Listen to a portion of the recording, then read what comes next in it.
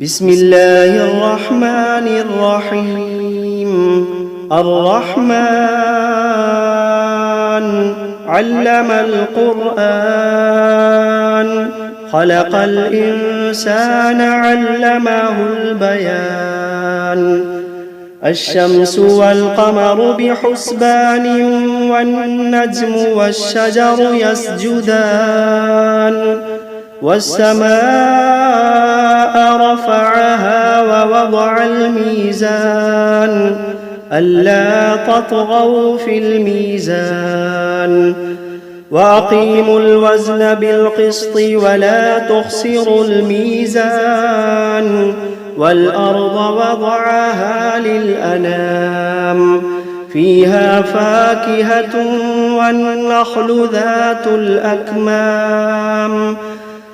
والحب ذو العصف والريحان، فبأي آلاء ربكما تكذبان. خلق الإنسان من صلصال كالفخار، وخلق الجان من مارج من نار. فبأي آلاء ربكما تكذبان.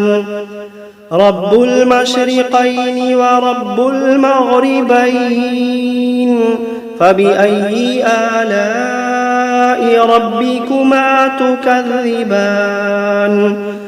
مرج البحرين يلتقيان، بينهما برزخ لا يبغيان. فبأي آلاء ربكما تكذبان. يخرج منهما اللؤلؤ والمرجان، فبأي آلاء ربكما تكذبان. وله الجوار المنشآت في البحر كالأعلام، فبأي آلاء ربكما تكذبان. كل من عليها فان، ويبقى وجه ربك ذو الجلال والإكرام. فبأي آلاء ربكما تكذبان.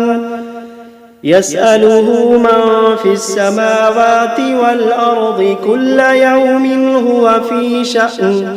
فبأي آلاء ربكما تكذبان. سنفرغ لكم أيها الثقلان، فبأي آلاء ربكما تكذبان.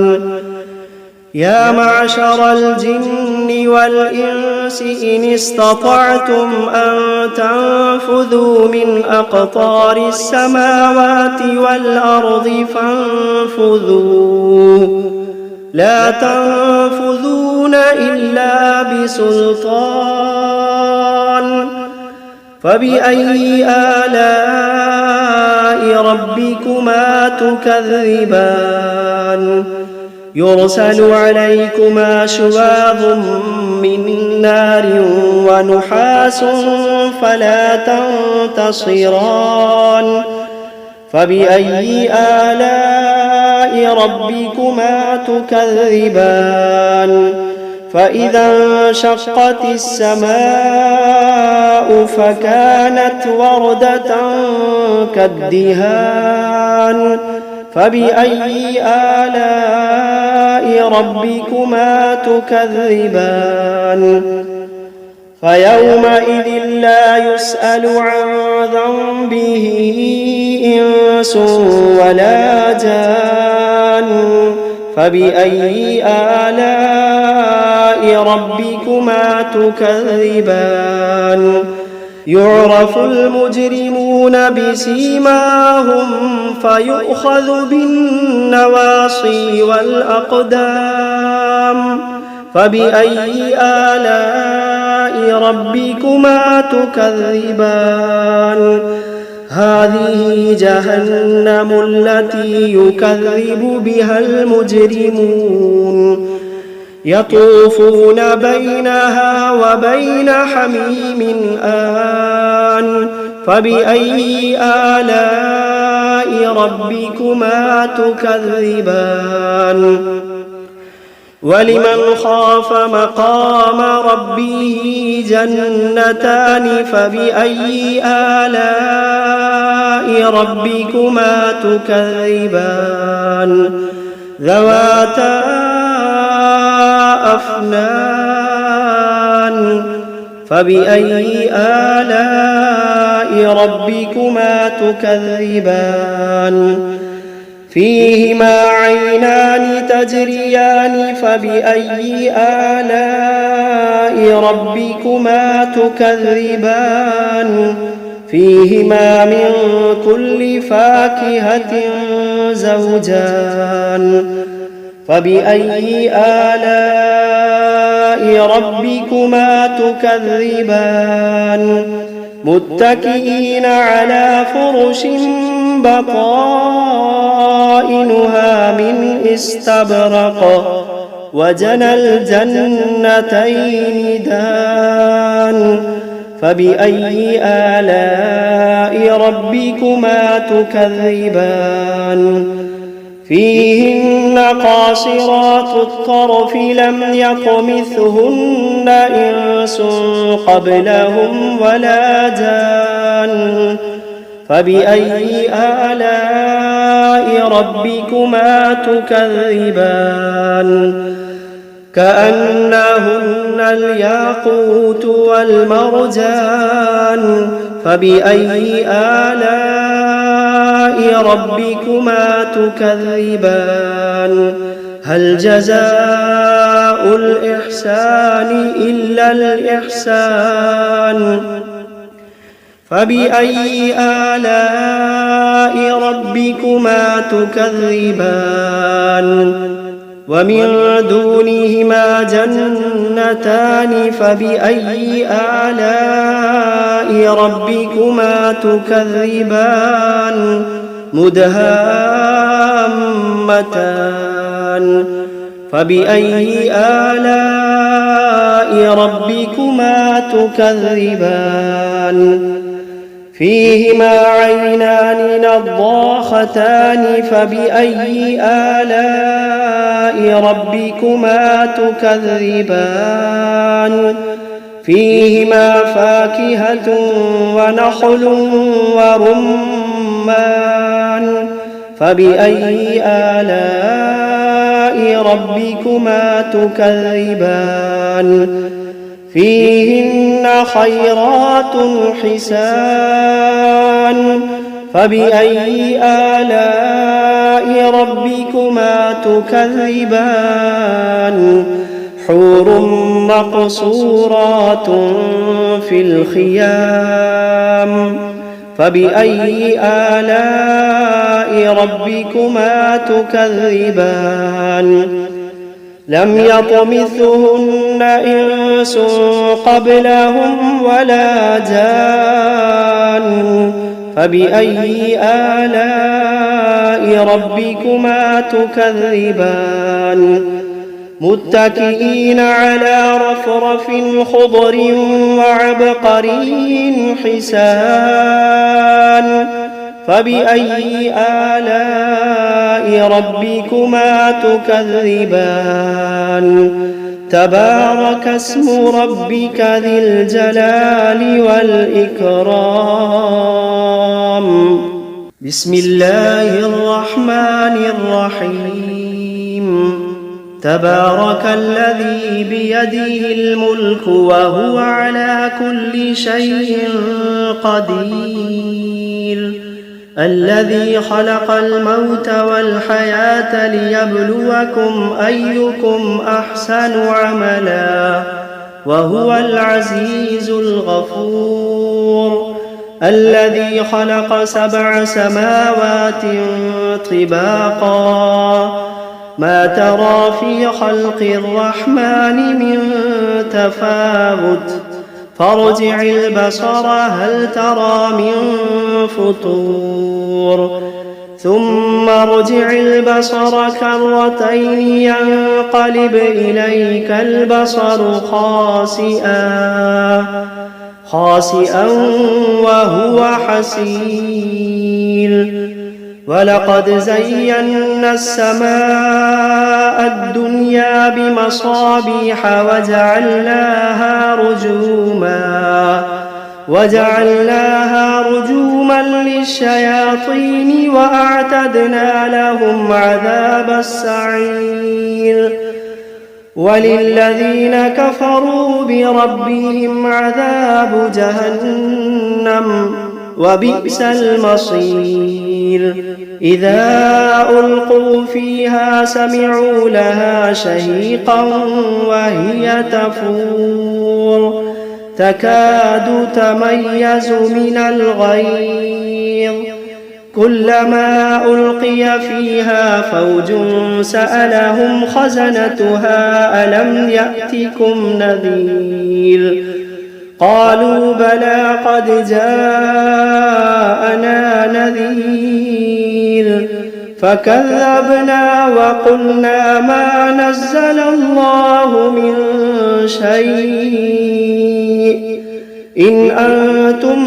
إلا في ضلال كبير وقالوا لو كنا نسمع أو نعقل ما كنا في أصحاب السعير فاعترفوا بذنبهم فسحقا لأصحاب السعير إن الذين يخشون ربهم بالغيب لهم مغفرة وأجر كبير وأسروا قولكم أو اجهروا به إنه عليم بذات الصدور ألا يعلم من خلق وهو اللطيف الخبير ألا يعلم من خلق وهو اللطيف الخبير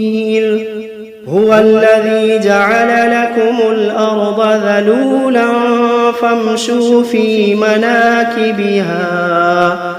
فامشوا في مناكبها وكلوا من رزقه وإليه النشور أأمنتم من في السماء أن يخسف بكم الأرض فإذا هي تمور أم أمنتم من في السماء أن يرسل عليكم حاصبا فستعلمون كيف نذير ولقد كذب الذين من قبلهم فكيف كان نكير أولم يروا إلى الطير فوقهم صافات ويقبضن ما يمسكوهن إلا الرحمن إنه بكل شيء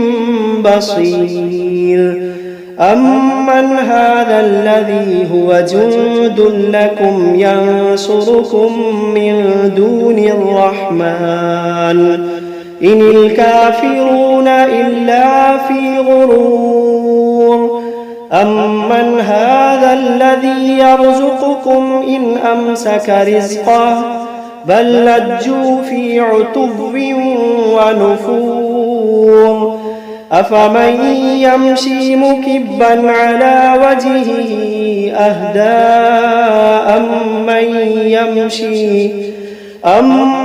يمشي سويا على صراط مستقيم قل هو الذي أنشأكم وجعل لكم السمع والأبصار والأفئدة قليلا ما تشكرون قل هو الذي ذرأكم في الأرض وإليه تحشرون ويقولون متى هذا الوعد إن كنتم كنتم صادقين قل إنما العلم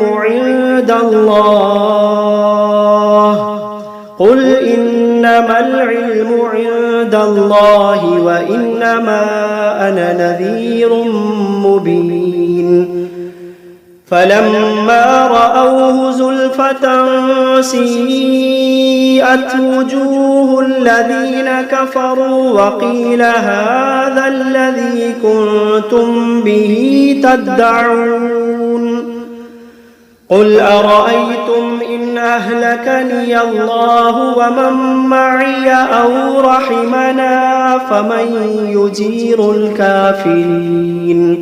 فمن يجير الكافرين من عذاب أليم قل هو الرحمن آمنا به وعليه توكلنا فستعلمون من هو في ضلال مبين قل أرأيتم إن أصبح ماؤكم غورا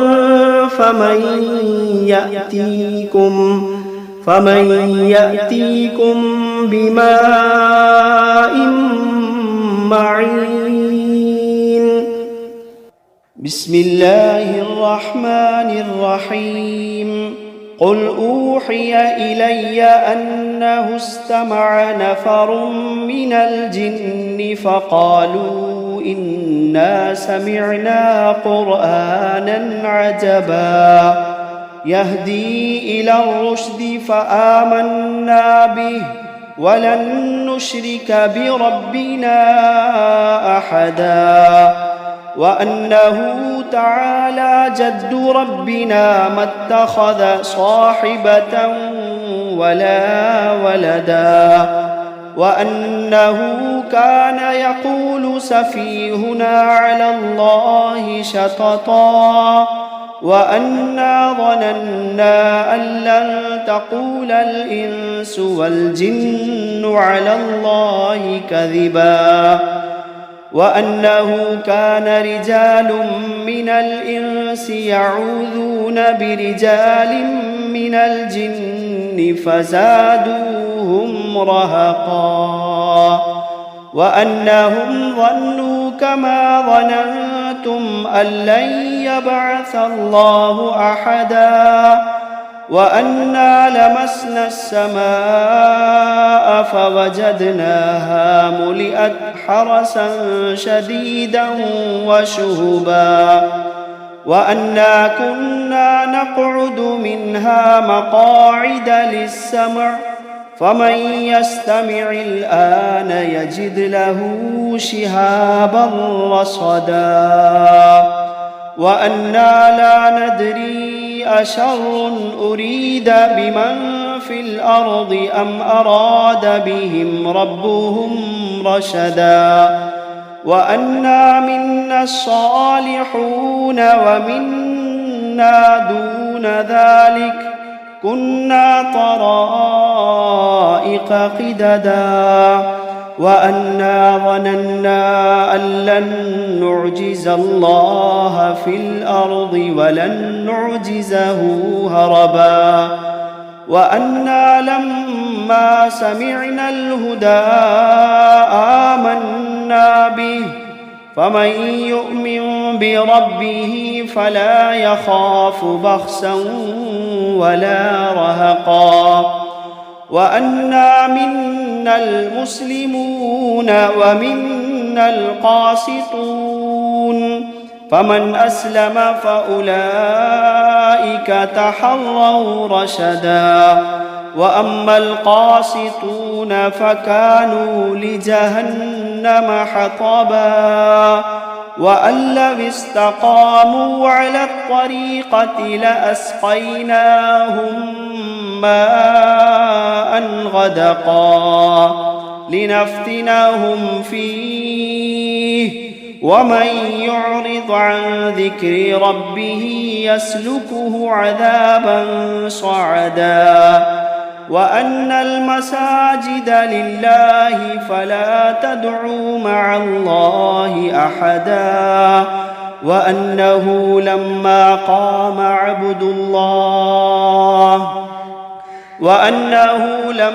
قام عبد الله يدعوه كادوا يكونون عليه لبدا. قل إنما أدعو ربي ولا أشرك به أحدا. قل إني لا أملك لكم ضرا ولا رشدا. قل إني لا أملك لكم ضرا ولا رشدا. قل إني لن يجيرني من الله أحد. قل إني لن يجيرني من الله أحد ولن أجد من دونه ملتحدا إلا بلاغا من الله ورسالاته ومن يعص الله ورسوله فإن له